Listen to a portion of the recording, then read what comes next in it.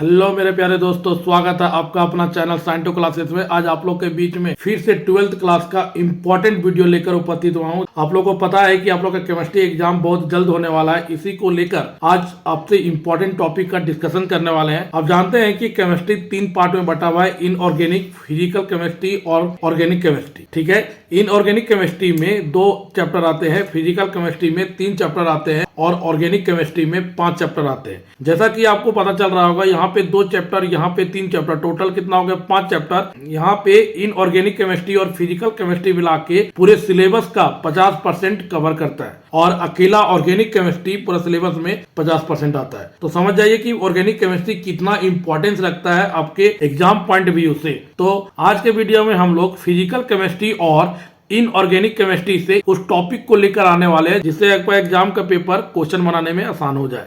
चलिए शुरू करते हैं। तो सबसे पहले हम लोग बात करेंगे फिजिकल केमिस्ट्री का। फिजिकल केमिस्ट्री में 3 चैप्टर होते हैं, सॉल्यूशन, इलेक्ट्रोकेमिस्ट्री और केमिकल काइनेटिक। मात्र 3 चैप्टर और इससे बहुत ही इंपॉर्टेंट न्यूमेरिकल, ऑब्जेक्टिव और 1 मार्क्स, 3 मार्क्स और कभी कभी 5 मार्क्स वाला क्वेश्चन भी बन जाता है। तो ये तीनों चैप्टर बहुत ही इंपॉर्टेंट है आपके एग्जाम के पर्पज से। तो चलिए शुरू करते हैं। फर्स्ट चैप्टर सॉल्यूशन है।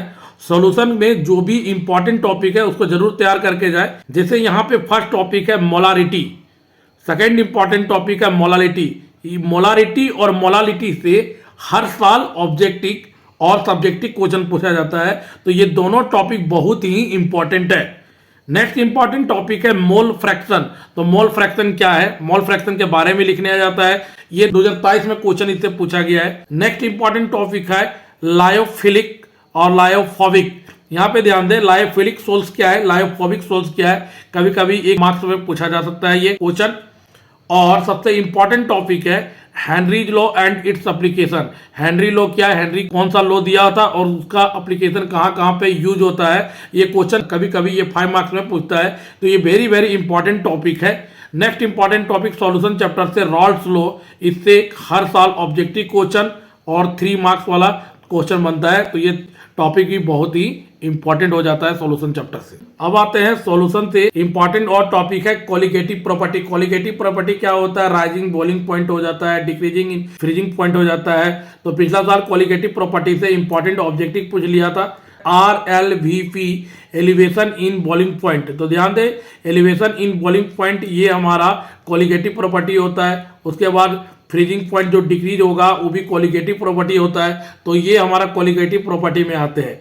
नेक्स्ट इंपॉर्टेंट क्वेश्चन है difference between osmosis and diffusion. ये वेरी वेरी इंपॉर्टेंट टॉपिक है दोस्तों, इसको आप जरूर तैयार करके जाए। इस बार एग्जाम में जरूर आने का चांसेस है, आप इसको जरूर तैयार कर जाए कि यहाँ पे ऑस्मोसिस और डिफ्यूजन के बीच में डिफरेंस बोल रहा है लिखने के लिए। नेक्स्ट इंपॉर्टेंट टॉपिक है reverse osmosis and its application. यहाँ पे रिवर्स ऑस्मोसिस क्या है और उसका कहाँ कहाँ पे यूज है, कहाँ कहाँ पे इसका कौन कौन सा एप्लीकेशन है, इस चीज को लिखने बोला है। तो ये भी टॉपिक बहुत ही इंपॉर्टेंट है। नेक्स्ट इंपॉर्टेंट टॉपिक है want of factor is calculation. तो ध्यान दें, यहाँ पे वांट ऑफ फैक्टर का कैलकुलेशन निकालने बोलता है। Next and last important topic solution से एजोट्रॉपिक मिक्सचर।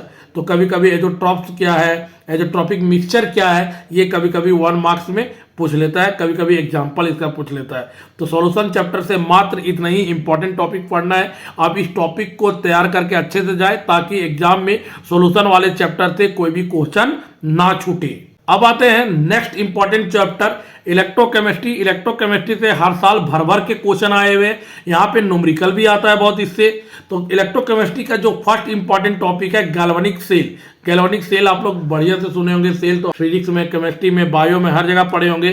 तो यहाँ पे जो फर्स्ट इंपॉर्टेंट टॉपिक है galvanic cell. Next important topic है सेल पोटेंशियल।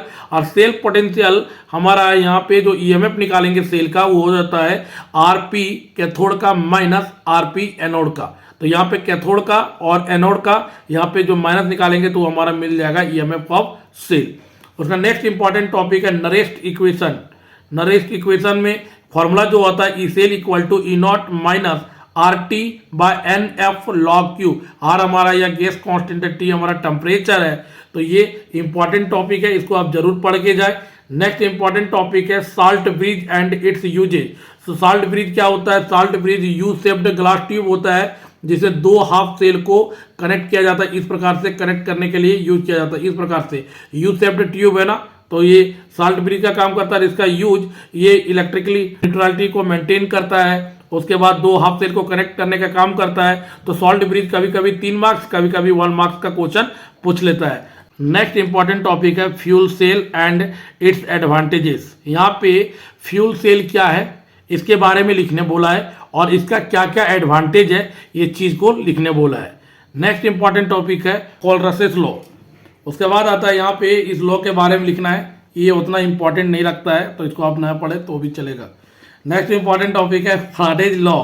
फैराडेज का 2 लॉ था, फर्स्ट लॉ और सेकंड लॉ। तो ज़्यादा से ज़्यादा सेकंड लॉ के बारे में पूछा जाता है, तो आप इस लॉ को जरूर तैयार करके जाए एग्जाम में। हो सकता है कि इस बार जरूर पूछ ले, तो ये क्वेश्चन बहुत ही इंपॉर्टेंट है, तो आप इसको जरूर तैयार करके जाए एग्जाम में। आते हैं नेक्स्ट इंपॉर्टेंट टॉपिक में।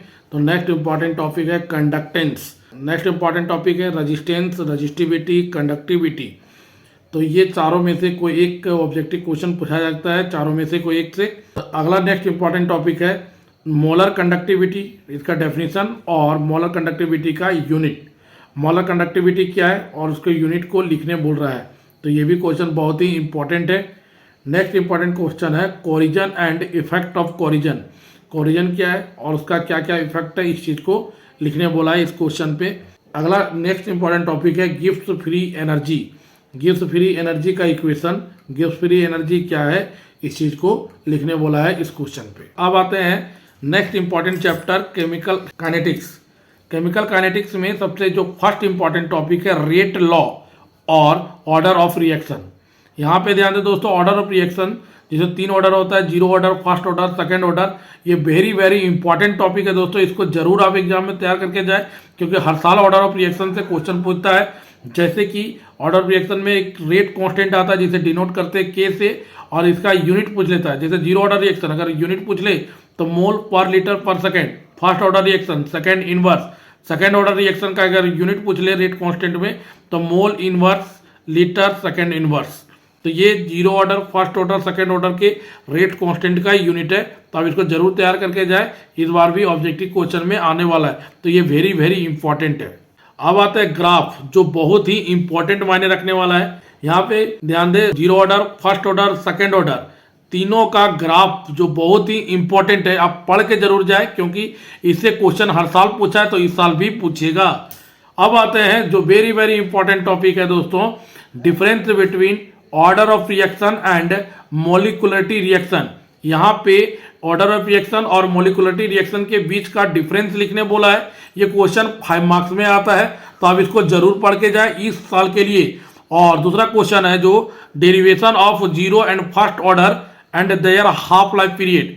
यहाँ पे 0 और फर्स्ट ऑर्डर रिएक्शन का डेरिवेशन और उसके हाफ लाइफ पीरियड को डिराइव करने बोला है। तो ये दोनों क्वेश्चन में से कोई एक क्वेश्चन जरूर आएगा इस बार, तो ये 2025 के लिए वेरी वेरी इंपॉर्टेंट है दोस्तों। ये दोनों में से कोई एक इस बार जरूर आएगा, तो दोनों को तैयार करके जाए ताकि अच्छे से क्वेश्चन का आंसर दे सकें। अब आता है नेक्स्ट इंपॉर्टेंट टॉपिक है derivation of second order reaction. Second order reaction का डेरिवेशन है। यहाँ और इंपॉर्टेंट टॉपिक है आर्हेनियस इक्वेशन। आर्हेनियस इक्वेशन क्या है, इसके इक्वेशन को लिखने बोला जा रहा है। नेक्स्ट इंपॉर्टेंट टॉपिक है factor affect the rate of chemical reaction. ध्यान दें दोस्तों, रेट ऑफ केमिकल रिएक्शन को कौन कौन फैक्टर अफेक्ट करता है इस चीज को लिखने बोला है, तो ये भी बहुत ही इंपॉर्टेंट टॉपिक है दोस्तों, आप इसको जरूर तैयार करके जाए। यहाँ पे केमिकल रिएक्शन का जो रेट होगा उसको कौन कौन सा फैक्टर इफेक्ट कर रहा है इस चीज को लिखने बोला है। तो इस चैप्टर से इतना ही इंपॉर्टेंट टॉपिक है। उम्मीद करते हैं आपको अच्छे से समझ आ गया होगा। थैंक यू, आपका दिन शुभ हो।